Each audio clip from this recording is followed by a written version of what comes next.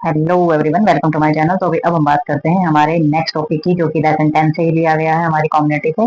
तो चैप्टर 10 के अंदर जो हमारा चल रहा है परसर्व यानी कि एंटीनेंटल की जो चीजें हमारी चल रही है प्रेग्नेंट लेडीज को लेकर के, तो नेक्स्ट उसी पे बात करेंगे हम। तो बेसिकली इन्होंने बताया है कि calculation of the expected date of delivery, तो हमारी ईडीडी जो निकाली जाती है तो कैसे कैलकुलेट उसको करना है। तो उन्होंने बताया एट द फर्स्ट विजिट, जब पहली विजिट जब की जाती है तो सबसे पहले जो फुल हिस्ट्री ली जाती है उसमें expectant mother is take according to the outline give above. तो इसमें जो हम आउटलाइन गिव अबव मतलब कि हम पहले ही जो हिस्ट्री ले चुके हैं मदर की, यानी कि जो प्रीवियस वीडियो के अंदर हमने पढ़ा है कि भाई हमने को हिस्ट्री में कौन कौन सी चीजें पूछनी है, तो वो हिस्ट्री हमने लेनी है सबसे पहले। और it is the important of the एक्सक्रिएंट of the first day of the last menstruation. और इसमें सबसे महत्वपूर्ण ये है कि हम जो हमारा जो लास्ट मेंस्ट्रुएशन होता है लेडीज का, उसका जो पहला दिन होता है उससे लेकर के ये हमारा काउंट किया जाता है। तो हमारी जो एडीडी जो निकाली जाती है उसमें मेंस्ट्रुएशन साइकिल जब स्टार्ट होता है तो उसका जो पहला दिन होता है लास्ट मेंस्ट्रुएशन का, यानी कि आखिरी बार जो हमारा पीरियड्स आए थे उसमें सबसे पहला दिन जो होता है उसकी डेट से उसको स्टार्ट किया जाता है। और हिस्ट्री कौन सी ली जाती है, जो हमने पहले वीडियो में जो सारी की है उसके अकॉर्डिंग हमने सारी की सारी चीजें करनी है। नेक्स्ट देखते हैं इसके अंदर हम। तो भाई नेक्स्ट हमारा इसके अंदर आ जाता है जैसे कि पीरियड ऑफ लेंथ। तो इसमें जब हम लेते हैं चीजें हिस्ट्री लेते हैं तो उसमें क्या क्या करेंगे, जो पीरियड्स है length of menstruation cycle and the duration of normal periods. तो इन्होंने बताया है कि भाई जो हमारी जो लास्ट जो हम डेट लेते हैं तो उसमें मेंस्ट्रुएशन की जो है पहला दिन हमारा काउंट होता है, उसकी लेंथ भी देखी जाती है मेंस्ट्रुएशन साइकिल की, और उसकी ड्यूरेशन भी देखी जाती है कि वो जो पीरियड्स आपके आए हैं कितने लंबे चले हैं, 10 दिन चले हैं, 5 दिन चले, 4 दिन चले, 3 दिन चले, तो लेंथ देखी जाएगी, ड्यूरेशन कितने टाइम तक चले हैं। तो ये सारी की सारी जो है नॉर्मल पीरियड्स जो हमारे होते हैं उनकी लेंथ और उनकी ड्यूरेशन जो है टाइम और जो लंबाई होती है कितने लंबे चले वो सारी की सारी उसमें जांची जाती है। तो pregnancy end of the average of 280 days after of the first day and the last menstruation period. तो जो प्रेगनेंसी की जो एवरेज हमारी मानी जाती है ना, वो मानी जाती है कि भाई जो फर्स्ट डे होता है हमारा लास्ट मेंस्ट्रुएशन का, तो उससे स्टार्ट करके जो लास्ट मेंस्ट्रुएशन का जो हमारे 280 दिन होते हैं वो गिने जाते हैं इसके अंदर। तो इसके अंदर जो हमारे कस्टमरी टू काउंट 280 डेज, तो इसके अंदर जो हमारे हो जाते हैं, यानी कि जितने भी हमारे जो काउंट किए जाते हैं वो हमारे 9 महीने और 7 दिन होते हैं, और उसमें 7 दिन और extra forward from the first day of the last menstruation period. तो इसमें जो प्रथा है वो ये है कि 7 दिन एक्स्ट्रा ही जोड़े जाते हैं मेंस्ट्रुएशन पीरियड्स के अंदर फर्स्ट डे से लेकर के। तो इसमें जो एक्सपायरी डेट ऑफ डिलीवरी हमारी निकल जाती है, यानी कि संभवतः हमारी डिलीवरी होने की जो तारीख होती है वो निकल जाती है लगभग और आसपास की, ठीक है। कभी कभी एडजेक्ट भी हो जाती है, सही, ठीक है। तो इसमें जो एंटीनेंटल क्लिनिक जो हमारे होते हैं उनके बारे में बताया गया है कि भी एंटीनेंटल क्लिनिक होते हैं उनके अंदर क्या क्या हमारी चीजें रहती हैं और कौन कौन सी फैसिलिटीज जो है वो मिलती हैं। तो इसमें एंटीनेंटल केयर के अंदर हमारी चीजें आ जाती हैं। इसमें एंटीनेंटल केयर जो है वो हमारी क्या प्रोवाइड करती है, एंटीनेंटल केयर जो है वो हमें प्रोवाइड करती है एंटीनेंटल क्लिनिक यूजुअली जब once of week at all primary health centre and sub centre. तो इन्होंने बताया कि एंटीनेंटल केयर जो है वो हमारे एंटीनेंटल क्लिनिक के द्वारा प्रोवाइड की जाती है भाई। तो इसमें जो यूजुअली जो हमारे जो 1 वीक से, जैसे कि हमारे प्राइमरी हेल्थ सेंटर है या फिर सब सेंटर है अर्बन एरिया के अंदर, यानी कि शहरी के अंदर जो भी हमारे ये बनाए गए हैं सेंटर, तो इनके द्वारा हमारा सारा का सारा जो मैटरनिटी हॉस्पिटल है या एमसीएच सेंटर है इनके द्वारा सारी की सारी एंटीनेंटल केयर दी जाती है। और ये जो हमारी जो केयर होती है एंटीनेंटल क्लिनिक जो है उनके द्वारा मिनिमम मतलब कैसी जगह होनी चाहिए, 2 रूम होने चाहिए। एक रूम होगा रिसेप्शन, उस रिसेप्शन के रूम में क्या होगा, मदर का वेट किया जाएगा और एंटीनेंटल कार्ड जो है वो तैयार करे जाएंगे, ठीक है। दूसरे में क्या बताया है, दूसरा रूम में क्या होगा, फिजिकल एग्जामिनेशन होगा। तो रिसेप्शन का जो पहला रूम है उसमें क्या होगा, मदर को बिठाया जाएगा, उसका वेट किया जाएगा, उसके एग्जाम जो हल्की फुल्की जो चीजें होती है देखने की, कार्ड वगैरह बनाने की, वो फॉर्मेलिटी इसमें कंप्लीट की जाएगी। दूसरे रूम में मदर का एग्जामिनेशन कराया जाएगा। ये एंटीनेंटल क्लिनिक के अंदर हमारी स्टार्टिंग होती है। फंक्शन क्या क्या होते हैं एंटीनेंटल क्लिनिक के अंदर वो हम इसके अंदर देखेंगे। तो ब्रॉडली जो है इसमें जो फंक्शन होते हैं एंटीनेंटल क्लिनिक के अंदर, सबसे पहला रजिस्ट्रेशन किया जाता है एंटीनेंटल केस का, यानी कि जो हमारे जो केस आया है जो लेडीज है उसका सारा का सारा रजिस्ट्रेशन यानी कि पंजीकरण किया जाएगा और एंटीनेंटल कार्ड जो है वो तैयार किया जाएगा, एंटीनेंटल एग्जामिनेशन किया जाएगा सारा का सारा हमारा लेडीज का। तो इसमें एंटीनेंटल जो है वो हमारा एग्जामिनेशन किया जाएगा सारा का सारा। फिर हमारी आइडेंटिफिकेशन की जाएगी हाई रिस्क केस की, अगर खतरे का कोई केस है तो उसको पहचाना जाएगा और पेरेंटल एडवाइस दी जाएगी, यानी कि जो मदर होती है उसको सारी की सारी डिलीवरी से पहले की जो सलाह उचित सलाह होती है वो हमारी दी जाती है। मेंटल प्रिपरेशन की जाती है, मदर को मानसिक रूप से सारी की सारी चीजें बताई जाती है, समझाई जाती है और तैयार किया जाता है मानसिक रूप से। और हेल्थ एजुकेशन दी जाती है, मदर क्राफ्ट क्लासेस लगाई जाती है, यानी कि माँ को सारी की सारी चीजें बताई जाती है उसके बारे में भी और आने वाले बच्चे के बारे में भी। तो सारी चीजें शिक्षा जो है वो हेल्थ के बारे में दी जाती है, हाइजीनिक चीजों के बारे में दी जाती है।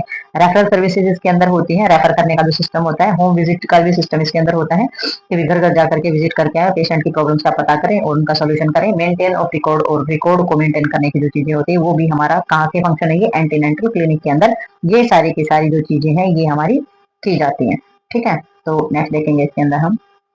तो इसमें हम देखेंगे हाई रिस्क प्रेगनेंसी। तो हमें पता होना चाहिए कि भाई जब हम एग्जामिनेशन करते हैं एंटीनेंटल सेंटर जो हमारे सीएचसी पीएचसी सब सेंटर जहाँ पर भी या हमारे एंटीनेंटल क्लिनिक होते हैं जहाँ पर भी जो हमारे पेशेंट आते हैं या प्रेग्नेंट लेडीज आती है तो हाई रिस्क प्रेगनेंसी को पहचानना में आना चाहिए। हमें पता होना चाहिए कि रिस्क जो खतरे वाली जो प्रेगनेंसी है वो कौन सी होती है। तो उन्होंने बताया central purpose of the antenatal care identify high risk case of the arrange of the skill care.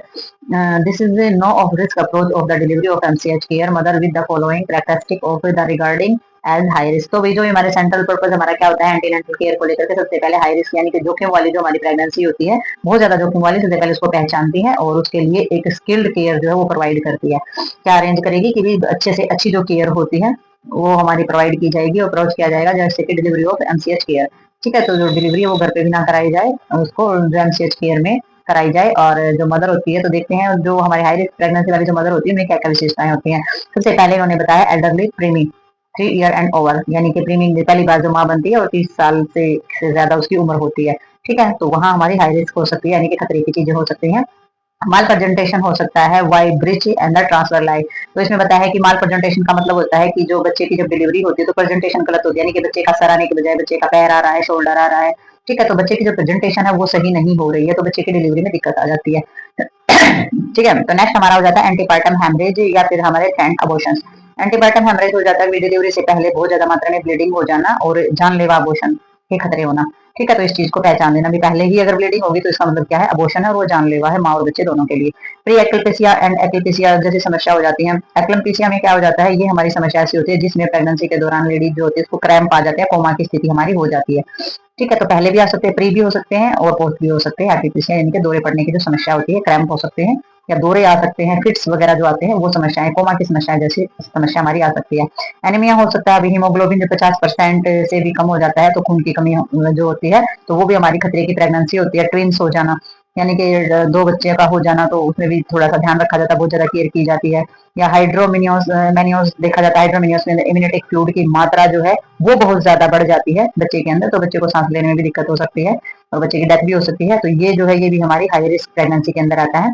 Previous से जो स्टिल बर्थ या फिर इंट्रायूट्राइन डेथ पहले कभी बच्चे का जो मृत बच्चे का जन्म होना या फिर यूट्रस के अंदर बच्चे की डेथ हो जाना इंट्रायूट्राइन डेथ। ठीक है, स्टिल बर्थ मरे हुए बच्चे का पैदा होना पहले कोई मरे हुए बच्चे का पैदा होना या फिर यूट्रस के अंदर ही बच्चे की डेथ हो जाना ये भी हमारी हाई रिस्क में आती है खतरे के अंदर आती है। एल्डरली ग्रैंड मल्टीपैरा या फिर वही बहुत ज्यादा कई बार जो माँ बन चुकी है बहुत ज्यादा बार जिसकी डिलीवरी हो चुकी है तो और बहुत ज्यादा उम्र की भी है तो ये भी हमारी हाई रिस्क के अंदर आती है। और हिस्ट्री ऑफ प्रीवियस सिसेक्शन अगर पहले से उसकी कोई ऑपरेशन वगैरह की अगर कोई हिस्ट्री है पहले किसी तरीके का और ऑपरेशन हुआ है बच्चों से रिलेटेड ऑपरेशन हुआ है। ठीक है, या किसी ऐसे ऑर्गन का ऑपरेशन हुआ है जो कि प्रेगनेंसी के अंदर ऑब्स्ट्रक्शन बन सकता है तो वो चीजें भी आपने देखनी है। Pregnancy associate with the general disease और प्रेगनेंसी के दौरान अगर किसी ऐसी प्रकार की जो बीमारी होती है जैसे कि हार्ट डिजीज अगर है पेशेंट को किडनी की समस्या है डायबिटीज की समस्या ट्यूबरकुलोसिस समस्या तो इनमें से अगर कोई भी बीमारी है तो वो भी हमारी खतरे की होती है। शुगर बढ़ रहा है काली खांसी है या किडनी से कोई दिक्कत हो रही है या हार्ट संबंधी समस्या है या फिर बीपी ऊपर नीचे जो हो जाता है हार्ट संबंधी समस्याओं में तो वो भी हमारा हाई रिस्क प्रेगनेंसी के अंदर ही आता है। यानी कि ये प्रेगनेंसी जो होती है ये बहुत ही खतरे की होती है इन्हें बहुत ही ध्यान रखा जाता है ट्रीटमेंटल चीजें होती है रेस्ट दिया जाता है और इस ये जो होता है ये ऑब्जर्वेशन में रखने वाली सारी की सारी प्रेगनेंसी हमारी होती है। ठीक है, तो नेक्स्ट देखते हैं इसमें हम तो भाई एंटीनेंटल जो विजिट होती है इसके अंदर हम जानेंगे कि एंटीनेंटल विजिट जो होती है वो किस तरीके से की जाती है और एंटीनेंटल विजिट के अंदर हमारा कौन कौन सी टाइमिंग इसमें आती है। तो आइडली यानी कि सामान्य तौर पर अगर देखा जाए तो इसमें जो है मदर को विजिट करनी चाहिए एंटीनेंटल क्लिनिक में month during of the first 7 month. तो जो पहली जो विजिट है वो 7वें मंथ में एक बार जरूर विजिट करनी चाहिए फिर twice a month of during next month और अगले महीने में फिर 2 बार विजिट करनी चाहिए और इसमें once a week if everything is normal. और अगर कंडीशन बिल्कुल नॉर्मल है किसी तरीके की कोई दिक्कत नहीं है तो वीक में आप एक बार जो है वो जरूर विजिट कर सकते हैं। तो many mothers who ever will not be able to attend of the antenatal clinic so often. तो अगर ऐसी मदर हैं कि भाई जो नहीं कर सकती हैं अगर तो सब कुछ ठीक है मदर नॉर्मल है तो उसे हफ्ते में एक बार जरूर जाना चाहिए एंटीनेंटल केयर के अंदर कि भाई सारी चीजों की जानकारी प्राप्त करने के लिए। तो उसमें कुछ मदर ऐसी होती हैं जिनकी कंडीशन नहीं होती है एबल नहीं कर पाती हैं अटेंड नहीं कर पाती हैं एंटीनेंटल क्लिनिक वगैरह की जो चीजें होती है तो सच एक केस होता है minimum of 4 visit should be the target as show below. तो उनको कम से कम भी मिनिमम भी 4 विजिट तो अटेंड करनी ही करनी चाहिए इन चीजों के बारे में। तो सजेस्ट किया गया इसमें शेड्यूल की भी कब मदर को एंटीनेंटल विजिट जो है वो करनी चाहिए। तो इसमें जो फर्स्ट विजिट है वो 12वें हफ्ते में बताया गया है कि जब भी प्रेगनेंसी सजेस्ट हो जाए कि प्रेगनेंसी है ठीक है। तो रजिस्ट्रेशन कराना चाहिए अपना प्रेगनेंसी का, पहले जो है सारा का सारे जो चेकअप होते हैं, रूटीन चेकअप होते हैं, वो सारे कराने चाहिए और रजिस्ट्रेशन कराना चाहिए जब 12वें हफ्ते की प्रेगनेंसी होती है तब, जब प्रेगनेंसी कंफर्म हो जाती है बिल्कुल तब। सेकंड विजिट जो है वो 14 से 26 हफ्ते के बीच की जो प्रेगनेंसी होती है, दूसरी विजिट तब की जाती है क्लिनिक के अंदर। अब इसमें जो एंटीनेंटल विजिट के अंदर आप पीएचसी, सीएचसी सब सेंटर कहीं भी जा सकते हैं जो आपके आसपास की नियरेस्ट होती है, ठीक है। तो दूसरी हमारी 14 से 26 हफ्ते के बीच में आप जाएंगे। और नेक्स्ट इसके अंदर है हमारा, तो अभी जो हमारी तीसरी विजिट जो की जाती है, तो तीसरी विजिट जो है बिटवीन जो है 28 वीक से लेकर के 34 वीक्स तक, यानी कि 28 से लेकर 34वें हफ्ते तक के बीच में आप जा सकते हैं। और फोर्थ विजिट जो करनी है वो हमारे 36वें हफ्ते के का जो टर्म जो स्टार्ट हो जाता है, लास्ट वाला जो टर्म जो स्टार्ट हो जाता है, जो डिलीवरी के आसपास का होता है, तो तब आपको चौथी विजिट करनी है। तो मैक्सिमम 4 विजिट तो करनी ही करनी चाहिए। तो इसमें जो हमारी एडवाइजेबल जो चीजें होती हैं, women to visit medical officer at the PHC and the antenatal checkup during the period of the 28 and 34 weeks. Third visit. Besides this, she may be the advice of the avail of the investigation facilities of the nearest PHC, CHC and the FRU। तो इनका कहने का मतलब ये है कि भाई जो ये टाइम होता है ना 28 से लेकर के 34 वीक तक का जो हमारा टाइम होता है, इसमें पीएचसी के अंदर जाकर जो है एंटीनेंटल विजिट जो है वो जरूर करनी चाहिए। मेडिकल ऑफिसर जो होता है पीएचसी के अंदर, उसे जरूर मिलना चाहिए और सारे के सारे चेकअप कराने चाहिए ड्यूरिंग पीरियड्स, ठीक है। तो ये जो पीरियड्स होता है इसमें जो है सारे के सारे चेकअप जरूर करा लेने चाहिए। और इसमें जो एडवाइस वगैरह है वो दी जाती है, इन्वेस्टिगेशन की जानी चाहिए अपने नियरेस्ट जो पीएचसी, सीएचसी जो आपके बिल्कुल नजदीक पड़ते हैं, उसमें जाकर के आप सारी की सारी एडवाइस और इन्वेस्टिगेशन करा सकते हैं, सारी की सारी, ठीक है। तो इसमें जो हमारी जो यूनिट होती है, जो फैसिलिटेड हमारी यूनिट होती है, वो भी हमारी इसके अंदर, यानी कि उससे रिलेटेड जो हमारी होती है, फील्ड से रिलेटेड जो यूनिट जो हमारी होती है ना, उसको एफआरयू बोला जाता है। यानी कि कहीं सरकारी अस्पताल है या फिर कोई वैसा ही प्राइवेट क्लिनिक है, फील्ड से रिलेटेड जो चीजें, वहां भी आप चेकअप करा सकते हैं अगर आपको किसी कहीं दूर जाने की दिक्कत है तो, ठीक है। तो इसमें जो रजिस्ट्रेशन कराया जाता है प्रेगनेंसी में विद इन 12 वीक में आप अपना जो है रजिस्ट्रेशन कराना है। जब आपको कंफर्म हो जाए प्रेगनेंसी 12 हफ्ते की, तो आप अपना रजिस्ट्रेशन कराएंगी। तो प्राइमरी रिस्पॉन्सिबिलिटी एनएम की होती है ये 12 हफ्ते की प्रेगनेंसी होते ही आपने क्या करना है, रजिस्ट्रेशन करा देना उस महिला का, प्रेगनेंट महिला का। और जो अपॉर्चुनिटीज होती हैं वो हमारी village health nutrition day should be the available of ensure early registration of the pregnancy and the antenatal checkup.